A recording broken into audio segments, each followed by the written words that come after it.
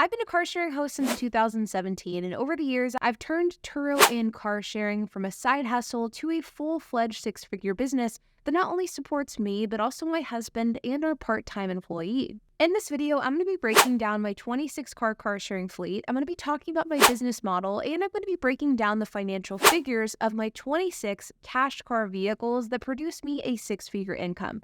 So let's get started. Now, for those of you who don't know me, my name is Aubrey Janik. I'm a YouTuber and a car sharing host. I've been car sharing since 2017. I've been here on YouTube since 2020, and I like to help people start and scale their own car sharing fleets with the same business model that I use. As we sit here today, I have 26 cars in my fleet, 29 if you include my personal cars, and I plan to get to about 35 by the end of the year. I own this fleet with my husband, and we also have a part-time employee who helps us run the fleet as well. And over the years, my husband and I have both used car sharing as a way to not only create income that we can live off of, but it's also allowed for us to invest in other avenues like rental properties, and my husband last year was able to buy his dream car, a 2020 Shelby GT500. Turo really is the vehicle that I've used in order to take my own income to the next level, and I've done this with cash economical cars. And today I'm going to be breaking this down in full. But before we dive in, I do want to let you guys know that very soon we're going to be launching the second iteration of my course, the Car Sharing Masterclass, which is a course that teaches you everything that you need to know from A to Z on how to start and scale your own car sharing fleet with the exact same business model that I use. With the Car Sharing Masterclass, you'll gain access to dozens of different video lessons teaching you how to start and scale your own car sharing fleet.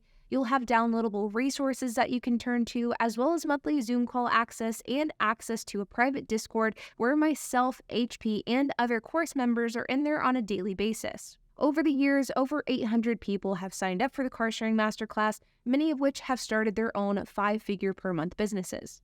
If you'd like to lock in your spot to the second iteration of the Car Sharing Masterclass at the current price point, then I encourage you to sign up for the Car Sharing Masterclass today, because all course members will gain complimentary access to the second iteration once it's released in August. I will have a link to the Car Sharing Masterclass down in the description below. Now, let's dive in. Now, I started Turo back in 2017. I had a Jeep Wrangler two-door that I really didn't like. It was my first adult purchase that I made on my own, and I was extremely unhappy with my vehicle.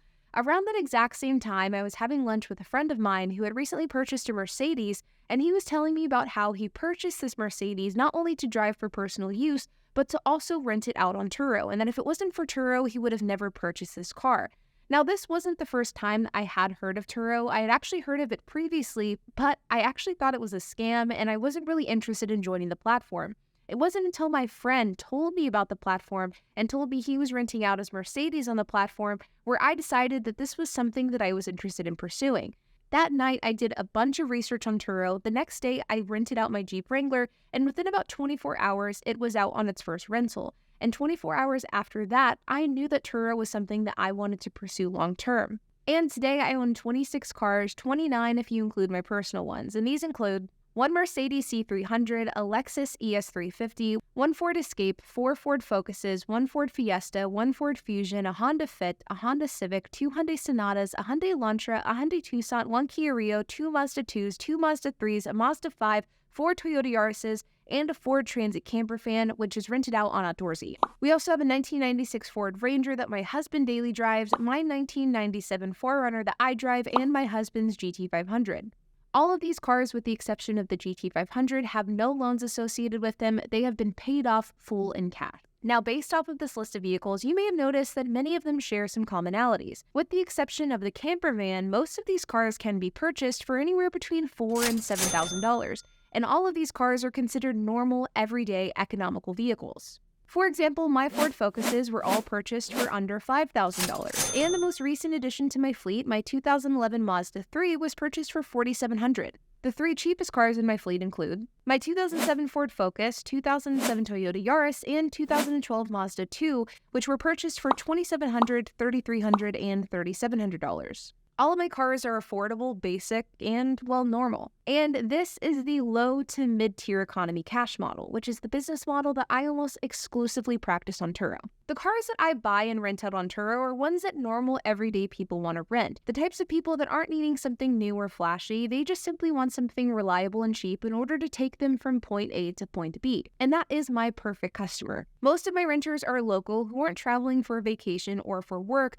They're people that either don't have a car, their car is in the shop, or their car has been in a wreck and thus they need a new one temporarily. Occasionally, we even have people rent our cars for months at a time. And with my business model, not only do I have a constant stream of renters, but my business is also relatively recession-proof and it doesn't suffer the same seasonality trends as some other business models. Because the truth is, regardless of what's going on in the economy or what time of year it is, people still need to commute, they need to pick up their kids to and from school, and they need to run errands. And when these people don't have a car, I'm their source for one. But that breaks down the type of business model that I practice with Turo, but then this of course begs the question of, is there money to be made? And the answer is a resounding yes. So let's break down some of the financial figures. Now, I've broken this topic down a lot in my videos. In fact, I did one relatively recently breaking down the economics of my fleet as a whole. And so in this video, I don't want to focus so much about how much my fleet makes. Instead, I want to talk about the economics of this business model on a per vehicle basis. And I'm going to use my 2007 Red Focus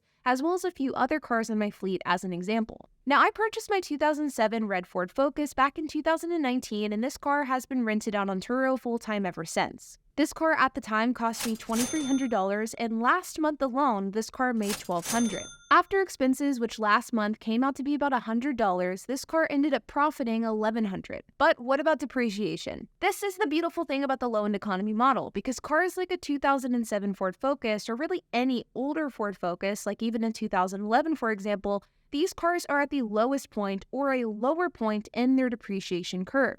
And because of this, even though I've owned my 2007 Ford Focus since 2019, I could actually sell this car today for about the same price that I originally purchased it for. And as a result, I've owned this car for 4 years. I've put over 120,000 miles on it. It's generated me tens of thousands of dollars, and yet I could still sell it today for the same price I purchased it for. But let's talk about a couple of other examples, because the unfortunate reality is that you can't rent a 2007 Ford Focus on Turo today, or at least you can't list one new. My Ford Focus is allowed to stay on Turo per the Turo grandfather policy, but today you have to rent a car that's 12 years old or newer, and so because of that, you couldn't buy a 2007 Ford Focus and rent that car on Turo today. But older cars that were previously on the platform when they qualified can stay on. This is my 2012 Mazda 2. I purchased this car for $3,700. I actually purchased this car at the height of the car market increasing, and this car makes on average $1,000 per month.